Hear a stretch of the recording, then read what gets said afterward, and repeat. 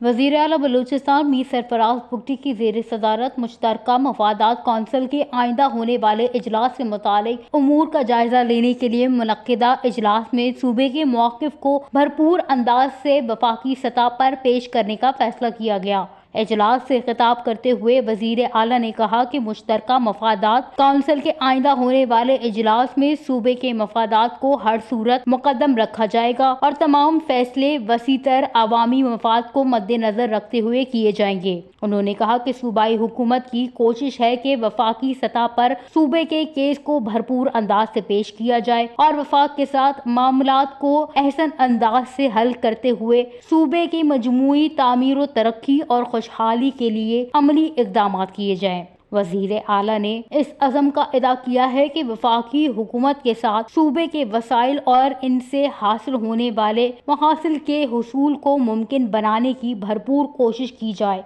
इजलास में पार्लिमानी सेक्रेटरी बैनुल सूबाई राब्ता Meena Majeed, chief secretary Balochistan Shakeel Qadir Khan, secretary बैनुल सूबाई राब्ता सैयद सिकंदर शाह, सेक्रेटरी आबपाशी हाफिज मोहम्मद माजिद और सेक्रेटरी तवानाई बशीर अहमद खान बाज़ई समेत दीगर मुतल्लिका हुक्काम ने शिरकत की। वश न्यूज़, कोयटा, बलूचिस्तान।